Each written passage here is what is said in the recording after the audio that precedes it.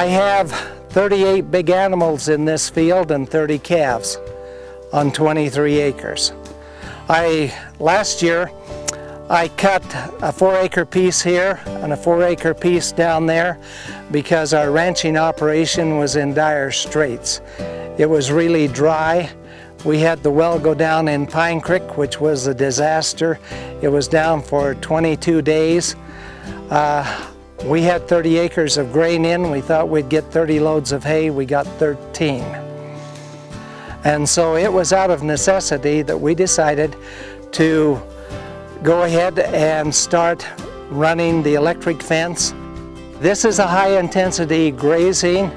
Now right now you'll think I've turned them into a crop of hay, but we will keep them here for about 2 weeks or 2.5 weeks on this 8-acre piece, and we will graze it down until it is about 4 inches of stubble height. 4 inches is ideal because you see, your field is a solar panel is what it amounts to. And if your solar panel is only 1 inch high, it doesn't absorb very much of the sun's energy. But if it's 4 inches high, it absorbs 4 times the amount of energy from the sun. So it's growing so much more feed. And it grows in geometric progressions. Like 1 inch becomes 2 inches. 2 inches become 4 inches. If you have 4 inches of stubble height and it doubles itself, you suddenly have 8 inches of feed.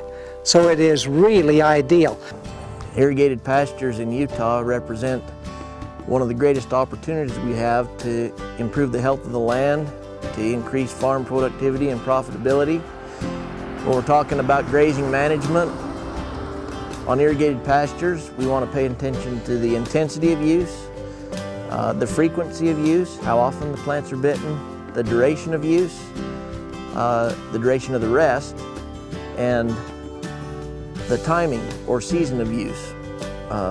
And if we can pay attention to those 4 principles and try to make improvements through rotational grazing and offering rest to the plants during the year, there's a lot of opportunity to improve the productivity of the land and the health of the land. The NRCS in Utah has been, for the past few years, trying to teach these principles in pasture schools and pasture walks. And it's people like Darrell Yardley who have been able to really take advantage of that knowledge and apply it on their farm. We learned in the crop school or the pasture school how high it had to be and how long it should be rotated and rested. And they really like it cut in 5 pieces because it gives you a little longer time to grow back the grass. If you have 5 pieces, it's ideal. We just had 4, but it worked out really good for us. And if you have 3, if you can rest 2 of them, you'll do better and you'll still raise a lot more feed than if you have the cows just eating it down. The cows are funny, they eat the nice grass, the tender grass, and they leave the old stuff. This way, they have to eat the old stuff. And then it all becomes tender stuff. And so it works good for the cows in the end. Okay, we kept the cows on this pasture for 19 days. We had all of the animals here except the little bull. The big bull chased him over the fence because he was breeding a cow. But anyway, they've eaten this down to about 4-inch stubble height. It's just about ideal to move them. They also ate a lot of the feather grass, or the Garrison creeping foxtail as some people call it.